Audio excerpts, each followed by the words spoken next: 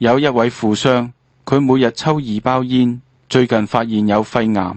佢係富商，醫藥費完全攤係問題，但佢想揾一名醫生徹底清除肺癌。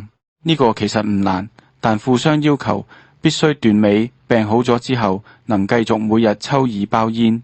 呢種態度叫財大氣粗，我願意俾1個億去揾呢個醫生。結果富商死咗。今日要講斷尾。一位女士喉嚨又紅又腫又痛，醫生從患處取咗少少組織，種出一個菌。醫生於是開一個抗生素針對呢一個菌，服咗藥，紅腫痛消失。